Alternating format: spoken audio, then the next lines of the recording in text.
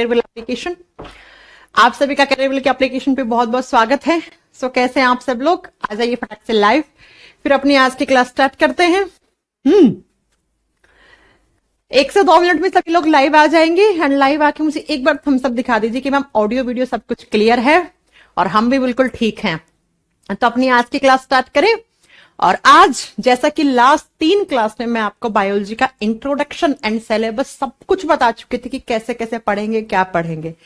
आज हम अपना फर्स्ट चैप्टर स्टार्ट करने वाले हैं और जैसे ही ये फर्स्ट चैप्टर कंप्लीट हो जाएगा तो बच्चा आपको क्या करना है, टेस्ट सीरीज की एप्लीकेशन पे जाके आपको टेस्ट लगाना है ना। और कोई भी क्वेश्चन ऐसा हो जो ना लगे वो आप मेरे से पूछ लेना। वैसे मैं आपको श्योरिटी देती हूं कि आपका 95% आप क्वेश्चंस बिल्कुल सही करोगे, बिल्कुल हो जाएंगे, लेकिन 4-5% तो आपको भैया देखना पड़ेगा, है ना। पंकज आ चुके हैं, नयनतारा आ चुकी हैं, उसके बाद तुषार कुमार आ चुके हैं, प्रशांत फ्रॉम पटना आ चुके हैं, अलीबाग तो जगह है यार, अलीबाग कोई नाम थोड़ी होना चाहिए। चलो भाई, सबका गुड इवनिंग एंड सभी का स्वागत है साइंस स्पेशल के इस बैच में। जो बैच आपके लिए वन स्टॉप सॉल्यूशन है, यानी कि एक ही बार आपको साइंस पढ़ना है, उसके बाद आपको बिल्कुल बार बार साइंस पढ़ने की जरूरत नहीं है। आज आइए फिर अपना आज का फर्स्ट चैप्टर स्टार्ट करते हैं। और आपका जो क्लास का पहला चैप्टर है वो क्या है, तो वो है आपका डाइजेस्टिव सिस्टम। जो फर्स्ट चैप्टर है दैट इज आपका डाइजेस्टिव सिस्टम। कुछ इस प्रकार से आपके सामने डाइजेस्टिव सिस्टम दिख रहा होगा आपका। चलो, मैंने कहा था ना बहुत सारे हम जूलॉजी में सिस्टम पढ़ने वाले हैं, तंत्र पढ़ने वाले हैं। उन्हीं सिस्टम में से एक सिस्टम है डाइजेस्टिव सिस्टम। ये डाइजेस्टिव सिस्टम का ओवरऑल डायग्राम होता है। ये हमें सब कुछ पढ़ना है डाइजेस्टिव सिस्टम में। Mouth, salivary glands, oesophagus, stomach, large intestine, small intestine, pancreas, liver, gall bladder, rectum, anus, everything सब कुछ पढ़ना है। आइए फिर फर्स्ट चैप्टर का अपन लिख देंगे। पहले चैप्टर का नाम लिखेंगे हम सबसे पहले डाइजेस्टिव सिस्टम और हिंदी में लिखेंगे हम पाचन तंत्र। मैं हिंदी इंग्लिश सब कुछ आपको पढ़ा रही हूं। कहीं पर भी कोई डाउट हो आप क्लास के लास्ट में 5 मिनट में बहुत अच्छे से मेरे से पूछ सकते हैं, है ना बच्चों। चलो, सबसे पहले मैम ये बताओ कि इस चैप्टर से क्वेश्चंस आते कैसे हैं। आज मैं यही बता देती हूं। 2 क्वेश्चन बता रही हूं जो बीपीएससी के एग्जाम में पूछे हुए हैं। बहुत आसान थके हुए क्वेश्चन है, लेकिन अभी आपको टफ लग रहे होंगे। बीपीएससी के एग्जाम में एक बार एक क्वेश्चन पूछा था कि कौन सा एंजाइम प्रोटीन का डाइजेशन शुरू करता है। अब क्या पता आप में से बहुत सारे बच्चों को आंसर आता हो। ऐसा ही एक बीपीएससी के एग्जाम में दूसरा क्वेश्चन पूछा था कि पैनक्रियाज से निकलने वाला जो पैनक्रियाटिक जूस है वो किस नेचर का होता है, यानी कि उसकी प्रकृति क्या है। तो बच्चों ऐसे ही बहुत सारे क्वेश्चन बनते हैं। दांत क्या होते हैं, बच्चे में सबसे पहले कौन सा दांत आता है, सबसे लास्ट में कौन सा आता है, पेट में कौन कौन से एंजाइम बनते हैं, आपके मुंह में जो लार होता है उसमें कौन कौन से एंजाइम होते हैं, प्रोटीन का डाइजेशन कौन करता है, कहां शुरू होता है कहां एंड होता है, ऐसे ही फैट का डाइजेशन कहां शुरू होता है कहां एंड होता है, ऐसे करके बहुत क्वेश्चन बनते हैं। लीवर क्या होता है, गॉल ब्लैडर क्या होता है, गॉल ब्लैडर में पथरी कैसे हो जाती है, बहुत क्वेश्चन बनते हैं यहां से इस चैप्टर से। ठीक है, सबसे पहला डाइजेस्टिव सिस्टम का मीनिंग क्या है। सिस्टम का मतलब होता है ग्रुप ऑफ ऑर्गन्स। हमारे बॉडी में ऐसे ऑर्गन्स हैं जिनका ग्रुप है जो क्या करवाते हैं, जो डाइजेशन करवाते हैं, जो पाचन करवाते हैं। इसका मतलब क्या हो गया कि हमारे बॉडी में ऐसे ऑर्गन्स का ग्रुप है जिनमें एक ही काम होता है, यानी कि सिमिलर से फंक्शन होते हैं। उनको हम एक साथ मिला के डाइजेस्टिव सिस्टम कहते हैं। सिस्टम किससे बनता है, ऑर्गन से बनता है, पढ़ाया था ना। तो वो ऑर्गन्स जो क्या करवाते हो, जो डाइजेशन करवाते हो, तो उनको हम क्या बोल देंगे, उनको हम डाइजेस्टिव सिस्टम बोल देंगे। जैसे मैंने अभी आपको फोटो दिखाई थी, उसमें मुंह भी था, उसमें फूड पाइप था, पेट था, छोटी आंत थी, बड़ी आंत थी, तो ये सारे ऑर्गन्स हैं और ऑर्गन्स का ग्रुप है।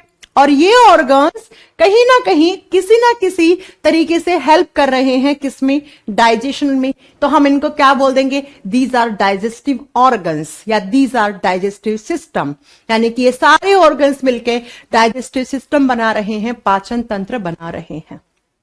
ठीक है, अब सबसे पहले बात व्हाट इज डाइजेशन? डाइजेशन होता क्या है आप लोग बताओ। मैंने आपको बहुत अच्छे से पढ़ाया था कि डाइजेशन का मीनिंग क्या है। मैंने कहा था कि जितनी भी लिविंग्स होते हैं उन सब में एक बायोलॉजिकल प्रोसेस होता है, एक जैविक प्रक्रिया होती है जिसको आप डाइजेशन कहते हैं, है ना। क्या होता है डाइजेशन में? हम सब खाते हैं न्यूट्रिएंट। आप सब खाना खाते हो ना? बिल्कुल खाते हो। खाने में आप क्या खाते हो? आप न्यूट्रिएंट्स खाते हो और आप पोषक तत्व खाते हो। और हम खाना क्यों खाते हैं अगर मैं आपसे पूछूं तो आप कहोगे मैम खाने से हमें क्या मिलती है? एनर्जी मिलती है, ऊर्जा मिलती है, यही बात तो बोलोगे। तो मैंने कहा कि डाइजेशन क्या होता है, तो डाइजेशन का मीनिंग क्या है सुनो। हम खाना खाते हैं, अब खाने में आप चाहे वेज खा रहे हो, नॉन वेज खा रहे हो, कुछ भी खा रहे हो, आप ले रहे हो न्यूट्रिएंट्स। और न्यूट्रिएंट्स से क्या मिलती है हमें? एनर्जी, ऊर्जा मिलती है। अब डायरेक्टली तो आपको न्यूट्रिएंट्स से एनर्जी नहीं मिल जाती है, तो आपको क्या करना पड़ता है? आप जैसे ही खाना खाते हो वो खाना यानी कि ये न्यूट्रिएंट्स इस तरीके से खाते हो आप, ऐसे बड़े बड़े मॉलिक्यूल्स खाते हो आप खाने के, इस तरीके से आप लार्जर मॉलिक्यूल्स खाते हो। आपने रोटी खाई, आपने क्या खाया? आपने ब्रेड खाई, आपने फ्रूट खाया, आपने कोई सब्जी खाई, आपने दूध पिया, कुछ भी आप खाने में खा रहे हो, आप भोजन के बड़े बड़े अणु खाते हो, इस तरीके से लार्ज मॉलिक्यूल्स खाते हो आप, फूड के या न्यूट्रिएंट्स के बड़े बड़े अणु खाते हो। जबकि हमारी बॉडी के अंदर क्या होती हैं? सेल्स होती हैं, और सेल्स तो बहुत छोटी होती हैं, इतनी छोटी होती हैं कि जिनको देखने के लिए हमें क्या चाहिए? इलेक्ट्रॉन माइक्रोस्कोप चाहिए, है ना। तो सेल्स को क्या चाहिए? एनर्जी चाहिए। और एनर्जी कैसे मिलेगी? जब ये बड़े बड़े मॉलिक्यूल्स क्या होंगे? टूटेंगे। इनको इतना तोड़ो इन लार्ज मॉलिक्यूल्स को कि ये इस तरीके से पहले इतने छोटे में कन्वर्ट हो जाएं, फिर आगे चलकर इतना छोटा बन जाए, इस तरीके से स्मॉल मॉलिक्यूल्स में कन्वर्ट हो जाए। पहले मैं बहुत ही आसान भाषा में समझा रही हूं, फिर थोड़ा सा साइंस की लैंग्वेज में समझेंगे। डाइजेशन क्या होता है समझिए। ये एक टाइप की केमिकल रिएक्शन ही होती है जिसमें हम खाने में खाते हैं बड़े बड़े मॉलिक्यूल्स, हम लार्जर पार्टिकल्स खाते हैं, हम लार्जर मॉलिक्यूल्स खाते हैं, और हमें चाहिए इनसे एनर्जी। एनर्जी मिलती है जब बिल्कुल छोटे हो जाते हैं, इतने छोटे कि हमारी सेल्स डायरेक्टली इनका एब्जॉर्प्शन कर ले, इनका अवशोषण कर ले और इनसे एनर्जी निकाल ले। तो हमें भगवान ने एक सिस्टम दिया है, दैट इज डाइजेस्टिव सिस्टम, पाचन तंत्र। ये सिस्टम क्या करता है? इनको इतना छोटा तोड़ता है, इतना छोटा तोड़ देता है कि इनसे हमें एनर्जी मिल जाती है, ऊर्जा मिल जाती है। तो इसी केमिकल प्रोसेस को हम डाइजेशन कहते हैं, इसी को हम डाइजेशन कहते हैं। और जो जो ऑर्गन इसके साथ करवाने में हेल्प कर रहा है, उन सारे ऑर्गन्स के ग्रुप को हम डाइजेस्टिव सिस्टम कहते हैं या डाइजेस्टिव ऑर्गन्स कहते हैं। ये तो हो गया बिल्कुल आसान भाषा में। अब चलो थोड़ा सा बायोलॉजी की लैंग्वेज में आपको पढ़ाने की कोशिश करती हूं। ये तो एकदम बच्चों की तरह मैंने आपको समझा दिया कि डाइजेशन का मीनिंग क्या होता है। आपको लास्ट क्लास में मैंने एक चीज पढ़ाई थी कि जब भी बड़े मॉलिक्यूल छोटे मॉलिक्यूल में टूटते हैं, यानी कि जब भी कोई केमिकल रिएक्शन में रिएक्टेंट बड़े होते हैं और प्रोडक्ट छोटे होते हैं, तो उस रिएक्शन को हम क्या कहते हैं? उसको हम कैटाबोलिक रिएक्शन कहते हैं। पढ़ाई थी ना ये बात। तो आप बताओ, अगर कोई आपसे पूछे डाइजेशन किस टाइप की रिएक्शन है, तो आप क्या बताओगे? एनाबोलिक या कैटाबोलिक? कैटाबोलिक, ठीक है। चलो इसको मैं नोट डाउन नहीं करवाऊंगी क्योंकि मैं करवा चुकी हूं ऑलरेडी। अब थोड़ा सा साइंस की लैंग्वेज में पढ़ने की कोशिश करो कि मैम क्या मतलब है बड़े का और क्या मतलब है छोटे का। बहुत ध्यान से सुनना।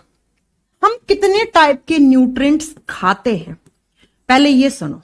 आप कितने प्रकार के पोषक तत्वों को ग्रहण करते हो, सबसे पहले तो आपको यह पता होना चाहिए। मैम हम खाते हैं सब्जियां, हम खाते हैं रोटी, हम खाते हैं चावल, हम खाते हैं ब्रेड, हम मिठाई खाते हैं, हम फल फ्रूट खाते हैं। अल्टीमेटली ये सारा कुछ जो है ना, इन सब से हमारे बॉडी में क्या मिलती हैं? कार्बोहाइड्रेट्स मिलती हैं। क्या मिलती है बच्चा? शर्करा मिलती है। ये सब कार्बोहाइड्रेट के सोर्सेज हैं जो मैंने बोले हैं। इसका मतलब हम पहला न्यूट्रिएंट क्या खाते हैं? कार्बोहाइड्रेट, शुगर, जिनको हम आम भाषा में शुगर या शर्करा कहते हैं। आजकल डॉक्टर शॉर्ट फॉर्म में कार्ब्स कहने लग गया। कार्ब्स इतनी लो, ज्यादा लोगे, ज्यादा खाओगे कार्ब्स, प्रोटीन कम खाओगे, पिंपल्स हो जाएंगे, है ना, सुना होगा आपने। दूसरा जो न्यूट्रिएंट खाते हैं वो खाते हैं प्रोटीन। जैसे प्रोटीन खाने के लिए आपने नॉनवेज खाया होगा, आपने अंडा खाया होगा, आपने सोयाबीन खाया होगा, आपने मशरूम खाया होगा, मूंगफली खाई होगी, क्योंकि इन सब में दालें खाई होगी, इन सब में बहुत ज्यादा प्रोटीन होता है। ठीक है मैम। तीसरा आप लेते हो बच्चा फैट, या फिर हम उसको लिपिड्स कहते हैं। थोड़े से आम भाषा में हम कॉमनली हम इसको फैट कह देते हैं, और थोड़े से पढ़े लिखे लोग इसको लिपिड्स यानी कि आपके वसा बोलना शुरू कर देते हैं। ये तीन ही चीज खाते हो आप चाहे वेज खा रहे हो, नॉन वेज खा रहे हो, कुछ भी खा रहे हो, मुझे नहीं मतलब, ना आपके शरीर को मतलब। आपके शरीर को इन तीन चीज से मतलब है। आप कार्बोहाइड्रेट खा रहे हो, आप प्रोटीन खा रहे हो, आप फैट यानी कि लिपिड्स खा रहे हो। ठीक है। अब आप में से कुछ बच्चे मुझे कहेंगे कि मैम हम पानी भी तो पीते हैं, हम वाटर लेते हैं, पानी लेते हैं। डॉक्टर क्या कहते हैं, एक दिन में कम से कम 3 से 4 लीटर पानी तो आपको पीना है अगर आपको बीमारियों से बच के रहना है। तो हम पानी पीते हैं। अब आप में से कुछ बच्चे कहेंगे मैम हम मिनरल्स भी लेते हैं, मिनरल्स खनिज तत्व भी लेते हैं, जैसे हम कैल्शियम लेते हैं, हम आयरन लेते हैं। आपने सुना होगा आयरन की कमी से खून की कमी हो जाएगी, कैल्शियम की कमी से हड्डियां कमजोर हो जाएंगी, दांत कमजोर हो जाएंगे। ऐसे ही पोटेशियम, कैल्शियम, फास्फोरस, सल्फर सब कुछ लेते हैं अपने बॉडी में, है ना? बिल्कुल लेते हो। अब बड़े ध्यान से मेरी एक बात सुनना, एक बात बहुत ही ध्यान से सुनना कि ये जो ऊपर वाले तीन है ना, इन्हीं तीनों से हमारे बॉडी में एनर्जी मिलती है। इन्हीं तीन से हमें एनर्जी मिलती है।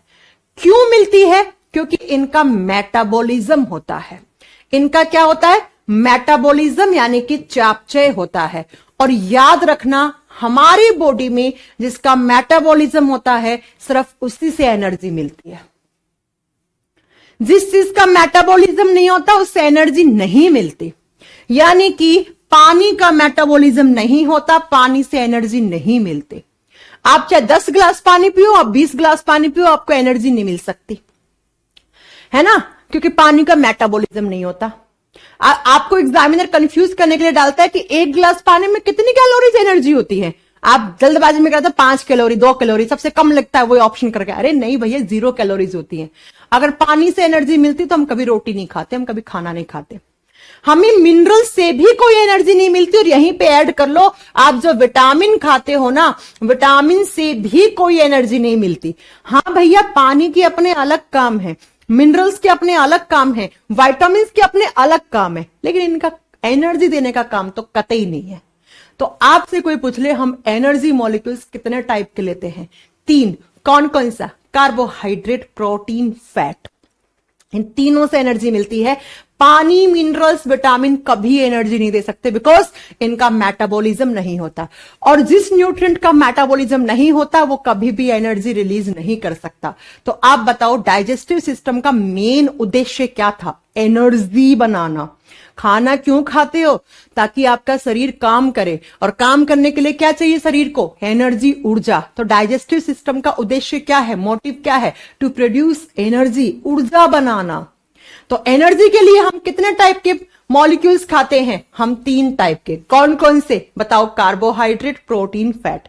अब मैं आपको एक बात और बता दूं, यहां पे जितनी भी आपके बॉडी में एनर्जी है ना, उसकी 70% एनर्जी आपको सिर्फ कार्बोहाइड्रेट दे देती है। इसका मतलब हम खाने में सबसे ज्यादा कार्बोहाइड्रेट खाते होंगे। जी हाँ, जी हाँ। उसके बाद प्रोटीन देता है एनर्जी, और उसके बाद फैट। ठीक है। अब हमने जब 3 टाइप के मॉलिक्यूल्स खाए हैं जिनसे एनर्जी लेनी, और एनर्जी कब मिलेगी? जब इनका डाइजेशन होगा। भैया डाइजेशन होगा तभी तो एनर्जी मिलेगी, नहीं तो ये ऐसे हैं बड़े बड़े, इतने बड़ों से एनर्जी थोड़ी मिलेगी। एनर्जी मिलने के लिए क्या चाहिए? बिल्कुल छोटे छोटे ऐसे चाहिए। तो इनको तोड़ना पड़ेगा, और इनको तोड़ना ही क्या कहलाता है? Breakdown of food is known as digestion. भोजन की जो तोड़ फोड़ है ना, उसी को पाचन कहते हैं। 5वीं क्लास में पढ़ा था। लेकिन अब आपको यह पढ़ना पड़ेगा ब्रेकडाउन का मीनिंग क्या होता है, तोड़ने का मतलब क्या होता है। तो सुनिए जरा, हमने खाया carbohydrate, protein and fat. Number 1 पे लिखोगे कार्बोहाइड्रेट। आप सबसे पहले और सबसे ज्यादा क्या ही खाते हो? आप कार्बोहाइड्रेट, शर्करा खाते हो। तो बच्चा, ये जो कार्बोहाइड्रेट आप खाते हो वो अधिकतर कार्बोहाइड्रेट आप स्टार्च की फॉर्म में खाते हो। सुना है कभी स्टार्च? स्टार्च क्या एक कार्बोहाइड्रेट है। हम अधिकतर कार्बोहाइड्रेट स्टार्च की फॉर्म में खाते हैं। तो बच्चा ये स्टार्च जाके पहले टूटता है माल्टोज में, और फिर इस माल्टोज को तोड़ लिया जाता है ग्लूकोज में। अब सुनो ध्यान से, हमने खाया स्टार्च यानी कि हमने कार्बोहाइड्रेट खाई, जबकि हमें एनर्जी कौन देगा? हमें ग्लूकोज देगा एनर्जी। तो ये बताओ, स्टार्च ऐसे बड़ा बड़ा था, फिर माल्टोज थोड़ा छोटा था, और ग्लूकोज तो बिल्कुल छोटा ऐसे। तो हमने बड़े को छोटे में तोड़ लिया, क्या हो गया? डाइजेशन। किसका हो गया? कार्बोहाइड्रेट का। तो आपसे एग्जाम में क्वेश्चन पूछेगा हम कार्बोहाइड्रेट किसकी फॉर्म में खाते हैं? स्टार्च। और हमारी बॉडी में स्टार्च किसकी फॉर्म में चला जाता है? ग्लूकोज की फॉर्म में। और सुन लो ध्यान से, जब जितनी भी सारी आपने कार्बोहाइड्रेट्स खाई हैं वो सारी आके बदल जाएं किसमें? ग्लूकोज की फॉर्म में, तो समझना कार्बोहाइड्रेट का डाइजेशन कंप्लीट हो चुका है। इन शर्कराओं का पाचन पूरा हो चुका है। खाया आपने ये और एनर्जी मिलेगी इससे। होता है ना, जब एनर्जी की कमी आती है तो डॉक्टर क्या चढ़ाता है? ग्लूकोज चढ़ाता है ना, क्योंकि डायरेक्टली एनर्जी कौन दे रहा है? ग्लूकोज दे रहा है। ठीक है, ऐसे ही बच्चों दूसरा आप क्या खाते हो? प्रोटीन खाते हो। ठीक है, प्रोटीन खाते हो। ये प्रोटीन हमारे बॉडी में जाके टूट जाता है, पहले टूटता है पेप्टोन्स या पेप्टाइड्स में। हिंदी में सेम नाम है इसलिए मैं नहीं लिख रही हूं, कुछ अलग होगा तो मैं लिखूंगी। पहले टूटता है पेप्टोन्स और पेप्टाइड में, और बाद में जाके ये कन्वर्ट हो जाता है किसमें? अमाइनो एसिड में, अमीनो अम्ल में। बच्चा आपने खाया प्रोटीन, और हमारे शरीर को किसकी रिक्वायरमेंट है? अमीनो एसिड की, अमीनो अम्ल की। तो प्रोटीन अमीनो एसिड में जब बदल जाए तो समझना प्रोटीन का डाइजेशन कंप्लीट हो गया। अब मैं आपको दो चीजें पढ़ाने जा रही हूं, सुनना ध्यान से। क्या? या तो मैं ये कह दूं कि कार्बोहाइड्रेट या स्टार्च जब टूटता है तो ग्लूकोज मिलता है, या मैं ये कह दूं ग्लूकोज के छोटे छोटे पार्टिकल्स मिलके एक बड़ा सा कार्बोहाइड्रेट बनाते हैं। बात तो बराबर है। मैं ये कह दूं प्रोटीन जब टूटता है तो बहुत सारी अमीनो अम्ल मिलती है, या मैं ये कह दूं अमीनो अम्ल की छोटी छोटी इकाइयां जुड़ के एक बड़ा सा प्रोटीन बना देती है। बात सेम है। अरे ये एग्जाम के क्वेश्चन, ये एसएससी जीडी के एग्जाम का क्वेश्चन है, थका हुआ क्वेश्चन, कि प्रोटीन की सबसे छोटी इकाई क्या कहलाती है? प्रोटीन जिन छोटी छोटी इकाइयों से मिलकर बना हुआ उसको अमीनो एसिड, उसको अमीनो अम्ल कहते हैं। तो इसको कौन कन्वर्ट करेगा? डाइजेस्टिव सिस्टम कन्वर्ट करेगा। ये तो हमें पढ़ना है। थर्ड पे हमने खाया फैट। फैट या फिर उसको हम लिपिड्स भी बोल सकते हैं, और हिंदी में कहते हैं हम वसा। और फैट हमारे बॉडी में जाके टूट जाती है किसमें? फैटी एसिड्स और ट्राइग्लिसराइड में। फैटी एसिड्स प्लस लिख लो ग्लिसरोल, आपको ट्राइग्लिसराइड 3 जुड़ जाते हैं, वो आगे पढ़ा देंगे आपको। ग्लिसरोल में फैटी एसिड का मतलब होता है वसीय अम्ल। जितनी भी आप वसा खाते हो वो हमारे बॉडी में जाके वसीय अम्ल और ग्लिसरोल में जाके परिवर्तित हो जाती है। इसका मतलब मैम डाइजेस्टिव सिस्टम फैट को फैटी एसिड्स या ग्लिसरोल में कन्वर्ट करता है। जी हां, मैंने कहा ना, ये 3 न्यूट्रिएंट खाते हो, इनका मेटाबॉलिज्म होता है, इनका डाइजेशन होता है, और इनके डाइजेशन से ये मिलते हैं, और इनसे हमें एनर्जी भी मिलती है। अब इनको इनमें कौन कन्वर्ट करता है? Digestive system. कैसे होता है? तो वही तो पढ़ना है हमें, वही तो पढ़ना है हमें। कैसे होता है वही तो हमें पढ़ना है। ठीक है, बात समझ में आ गई? चलें अब नेक्स्ट पॉइंट में। चलिए भैया, अब बात ये आती है कि मैम ये तो हमें समझ में आ गया, डाइजेशन क्या होता है सबको समझ में आ गया। किसका होता है डाइजेशन? इन 3 का होगा, ये भी हमें समझ में आ गया। अब बात आती है डाइजेशन करवाता कौन है। अगर मैं आपसे पूछ लूं कि यहां से यहां, यानी कि यहां से यहां कौन कन्वर्ट करता है? यहां से यहां कौन? यहां से यहां कौन, यहां से यहां कौन, और यहां से यहां कौन। तो बच्चा याद रखिएगा, डाइजेशन में हेल्प करते हैं एंजाइम्स। एक शब्द सुना होगा आपने, एंजाइम्स, पक्का सबने सुना होगा।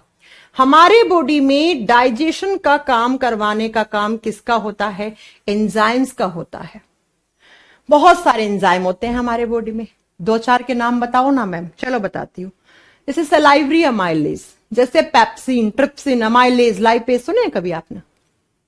ये एंजाइम क्या करवाते हैं? ये डाइजेशन का काम करवाते हैं। इसका मतलब यहां से यहां अलग एंजाइम होगा, यहां से यहां अलग, यहां से यहां अलग, यहां से यहां अलग, यहां से यहां अलग। हाँ, यही तो एग्जाम में पूछा जाता है। तो डाइजेशन में हेल्प कौन करता है? तो आप बताओगे एंजाइम्स हेल्प करते हैं। Enzymes, enzymes. अब क्या एंजाइम्स कभी आप बाहर से लेते हो? अरे यार, आज तो एंजाइम की कमी हो गई, डॉक्टर के पास जा रहा हूं एंजाइम चढ़वाने। नहीं ना, क्यों? क्योंकि ये एंजाइम्स हमारे बॉडी में बनते हैं। ये एंजाइम हमारे बॉडी में बनते हैं। कैसे बनते हैं अभी आपको समझ में आ जाएगा। अभी तक आपको ये समझ में आ गया डाइजेशन क्या होता है, किसका होता है और क्यों होता है। 3 क्वेश्चन के आंसर मिल गया तो आगे की चीजें बहुत आसान हो जाएंगी पढ़ना। मुझे लगता है सबको समझ में आ गया। चलो, अगर ये समझ में आ गया तब अगली बात सुनना कि डाइजेशन कैसे कैसे हमें पढ़ना है। Digestive system, complete digestive system कैसे पढ़ना है हमें। तो एक फ्लो चार्ट बनाना मेरे साथ, बहुत ही अच्छे से समझ में आएंगी आपको चीजें। डोंट वरी, कुछ कुछ चीजें नहीं पढ़ने को मिलेंगी, कुछ आपने हो सकता है पहले पढ़ी हो कभी ना कभी। आपका कंप्लीट डाइजेस्टिव सिस्टम किस तरीके से काम करता है? पाचन तंत्र को हम 2 पार्ट्स में डिवाइड करते हैं। कैसे कैसे मैम? चलो, सबसे पहले आपने खाना कहां खाया? मार्केट से खरीद के लाके आते हो, दाल सब्जियां जो भी हैं, फिर घर में पकाते हो, फिर अब खाते हो। कहां पे खाया? मुंह में खाया ना। ठीक है, मुंह से कहां जाएगा? गले वाली पाइप में, फूड पाइप में, फिर पेट में, फिर छोटी आंत में, बड़ी आंत में। जहां जहां खाना जाता है उसको एक साथ मिला के बोलते हैं एलिमेंट्री कैनाल। वो सारे ऑर्गन्स जहां पे खाना जाता है उसको हम एलिमेंट्री कैनाल कहते हैं। एक बड़ा सा लंबा सा पाइप जिसके अंदर सारे ऑर्गन्स हैं, जो अंदर से खोखला होता है और उसके अंदर खाना जाता है, उसको एलिमेंट्री कैनाल या आहार नाल कहते हैं। जिसकी लंबाई एग्जाम में आती है 9 मीटर लंबा होता है, फिट में अप्रोक्स 33 फीट लिखते हैं। एलिमेंट्री कैनाल क्या है? तो बच्चा इस फोटो से देखने की कोशिश करना।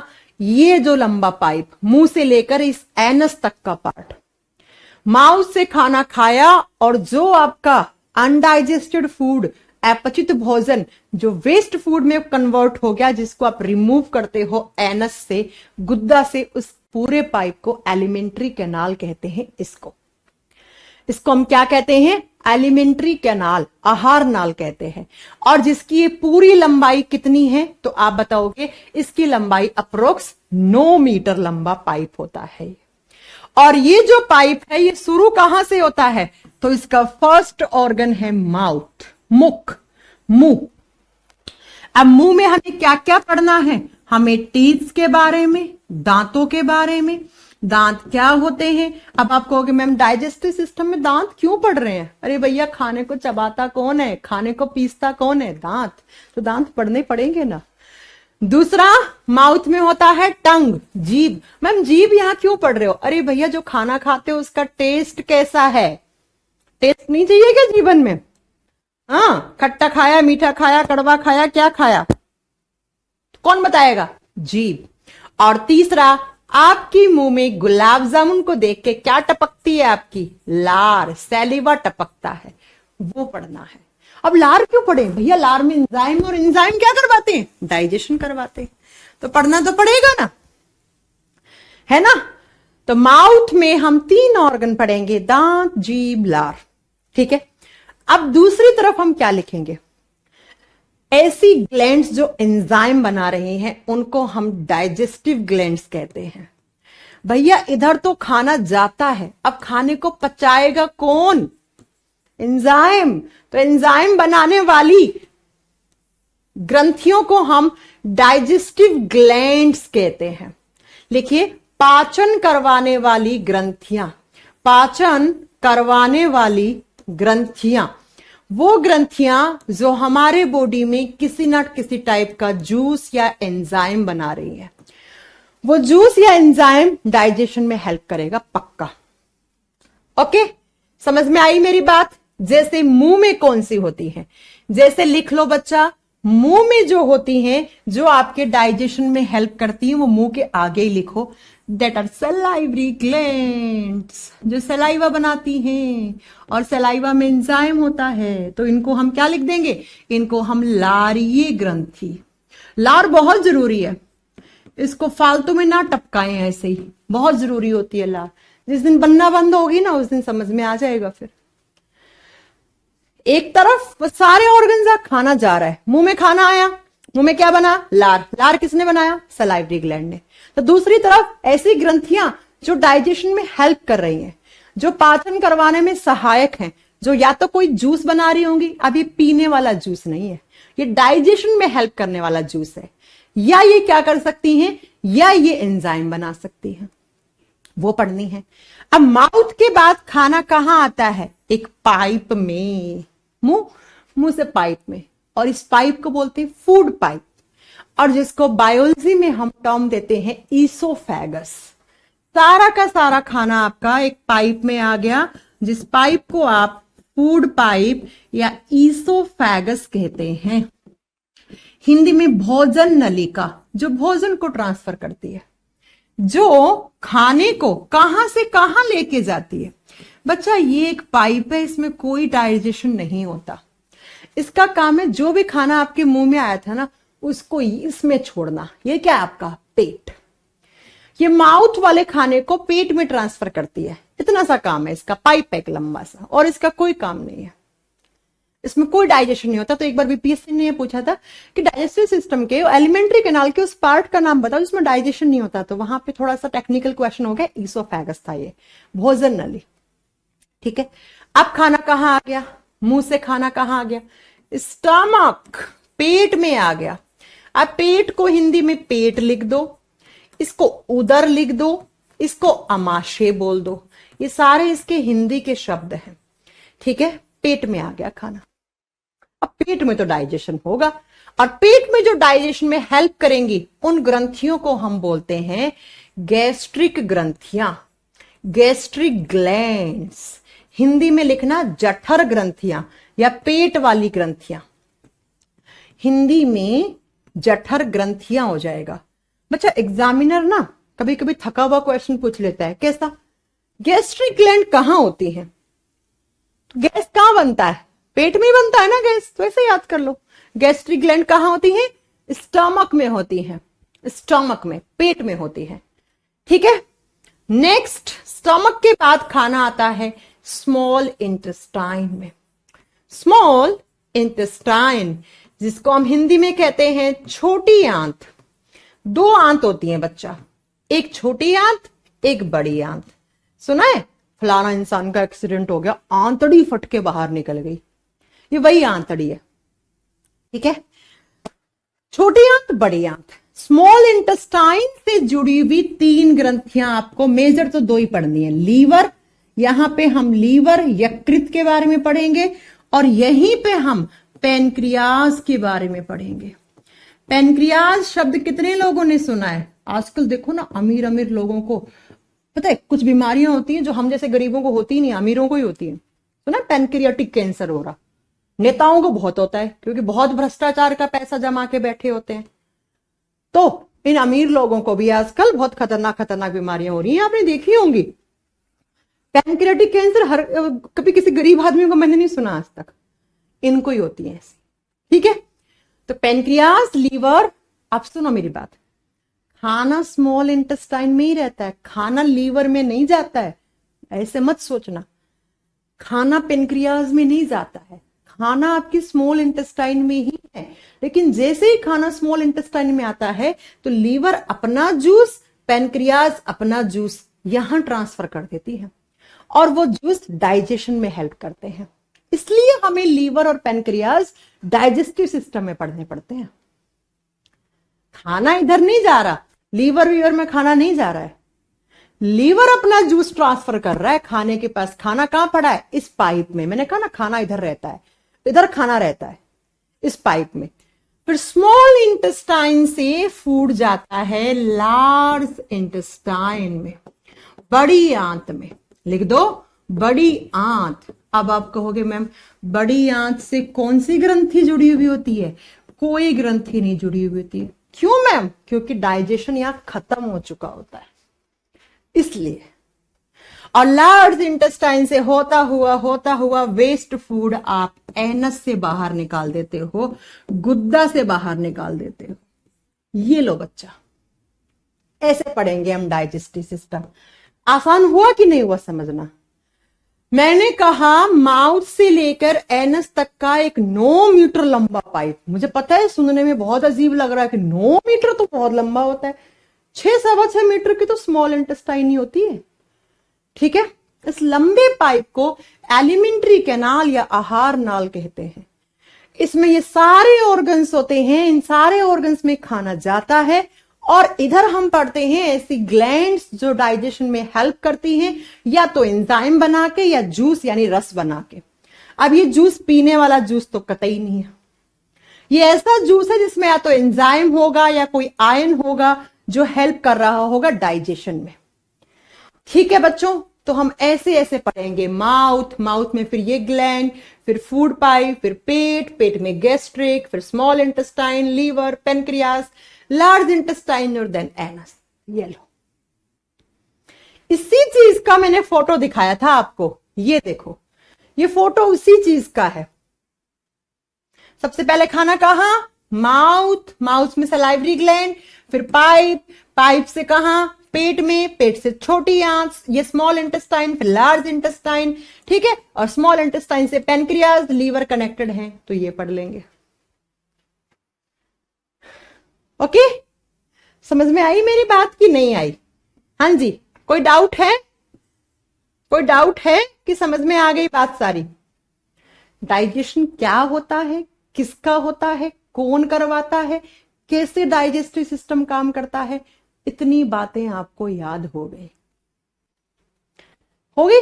चलो अब सुनो, कंप्लीट डाइजेस्टिव सिस्टम की फेजेस क्या है, कितनी फेजेस में कंप्लीट होता है, यानी कि इसके चरण कितने हैं, डाइजेस्टिव सिस्टम की अवस्थाएं कितनी हैं, चरण कितना है, फेजेस कितनी हैं।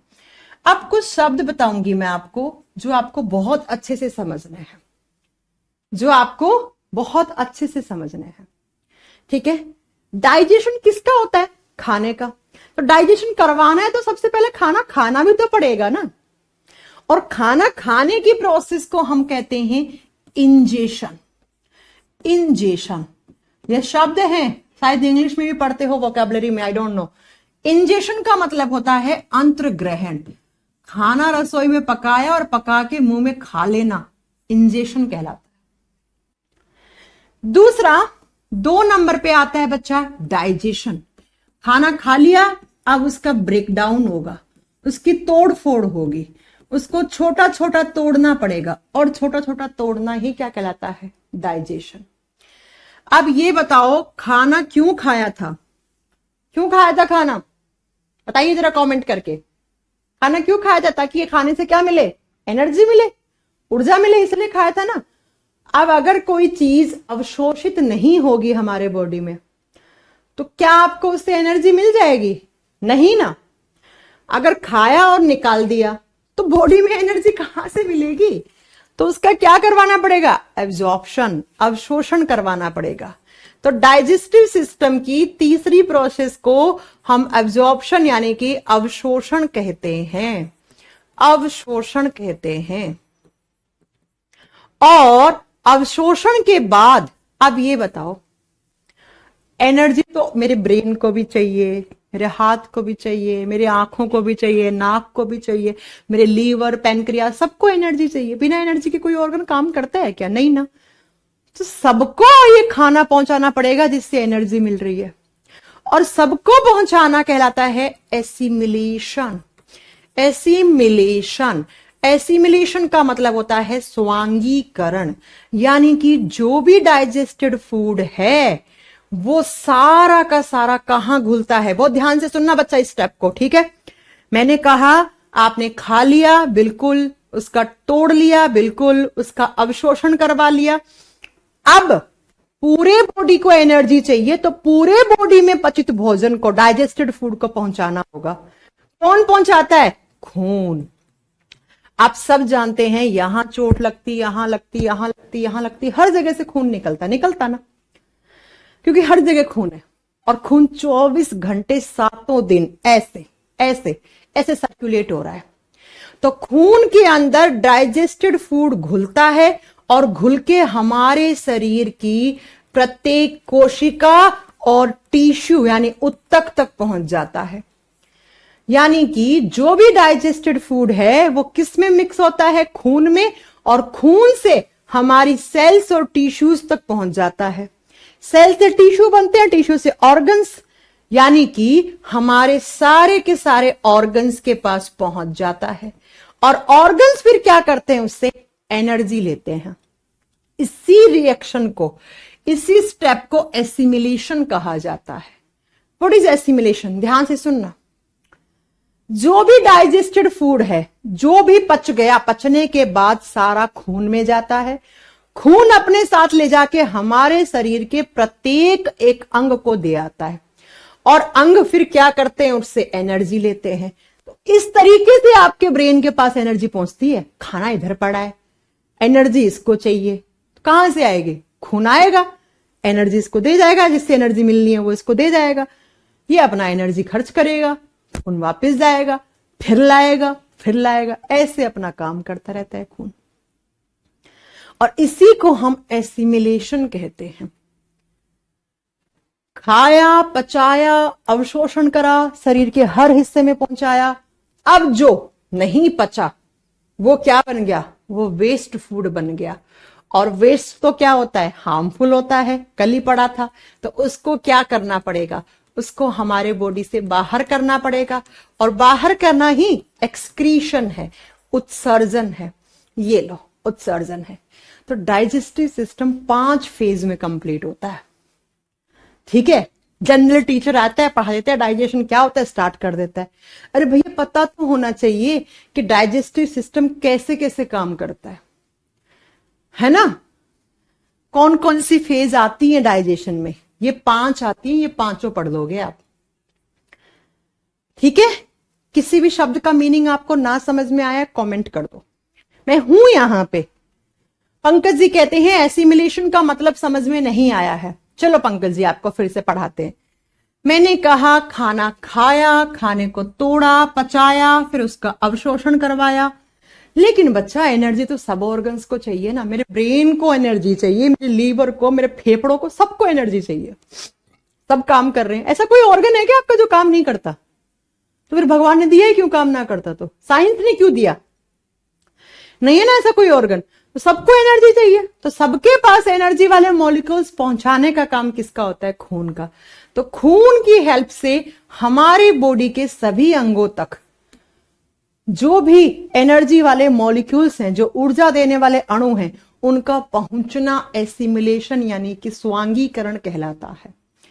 फिर जो नहीं पचा और जो वेस्ट है, जो हमारे शरीर को नुकसान पहुंचा सकता है, उसको क्या करवाना है? रिमूव।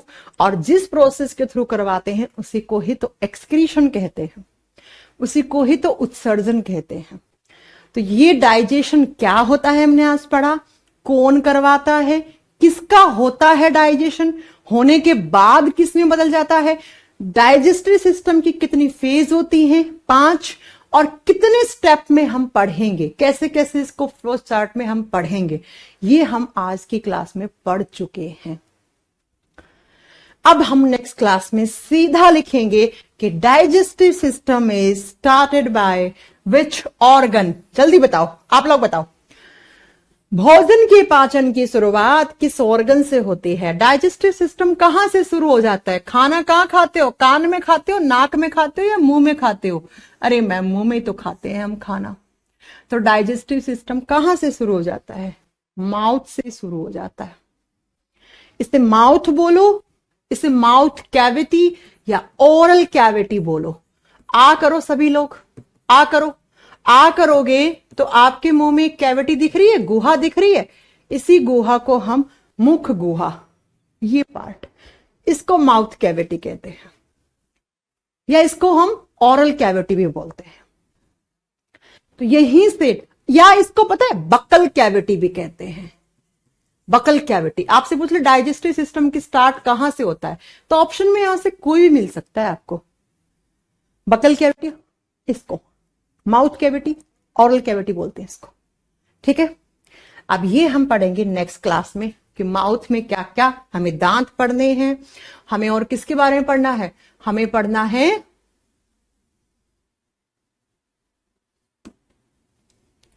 हमें और किसके बारे में पढ़ना है बच्चा, हमें और पढ़ना है यहां पे सलाइवा के बारे में और टंग के बारे में, और टंग के बारे में, ये सारे हम नेक्स्ट क्लास में पढ़ डालेंगे। ठीक है, ओके। अब आप लोग मुझे बता दो, आपको किसी भी टाइप का कोई डाउट है या कुछ भी चीज है वो मैं आपसे डिस्कस कर लेती हूं अभी। कोई भी टाइप का, किसी भी टाइप का कोई डाउट है तो कमेंट कर दो। नेक्स्ट क्लास में माउथ, टीथ, दांत के बारे में तो इतना पढ़ा दूंगी ना मैं आपको। हाँ जी, कुछ समझ में आ रही है भाषा की नहीं आ रही है, कि ऐसा लग रहा है मैम कौन से ग्रह से आ गई है, क्या पढ़ाने आ गई है, ऐसा कुछ तो नहीं लग रहा है ना, नहीं लग रहा, आ रहा है समझ में सारी चीज। कहीं पर भी नहीं आए सब पूछ लेना मेरे से। नेक्स्ट क्लास में देखो मैं आपको ना ऐसा साइंस पढ़ा दूंगी ना, मैंने कहा ना छोटा मोटा झोला छाप डॉक्टर बना दूंगी मैं आपको। आप कहोगे मैं झोला छाप क्यों, तो झोला छाप क्या होते हैं डॉक्टर, हमारे गांव में डॉक्टर होते हैं ऐसे, पेट में दर्द हुई तो भी वही दवाई, सर में दर्द हुआ तो भी वही दवाई, कमर में दर्द हुई तो भी वही दवाई, उनको बोलते हैं झोला छाप डॉक्टर। ठीक है, लेकिन आपको झोला छाप नहीं बनना है, आपको छोटा मोटा डॉक्टर बनना है, लेकिन अच्छे नॉलेज वाला बनना है। Okay, no doubt ma'am. Okay, notes upload हो जाएंगे आपके बैच में, डोंट वरी। सिलेबस में अपलोड नहीं करूंगी, सिलेबस में नोट डाउन करवा दिया आपको, क्या अपलोड करवाना उसका। बैच की वैलिडिटी कब तक की है, शायद 6 मंथ्स की है ना, शायद 6 मंथ्स की, आप एक बार चेक कर लेना। वीडियो बिल्कुल डाउनलोड हो रही है बच्चा बैच में।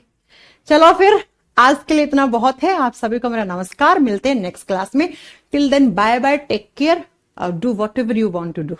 ठीक है, चलो जो भी आपको करना है वो करो, लेकिन मेरी क्लास के नोट्स बना लेना, और जो सबसे सुंदर नोट्स बनाएगा ना मैं सबसे मांगूंगी, सबसे नोट्स मैं बताऊंगी कहां भेजना, सबसे सुंदर नोट्स बनाएगा उसको मेरी तरफ से कुछ ना कुछ इनाम भी दूंगी आपको।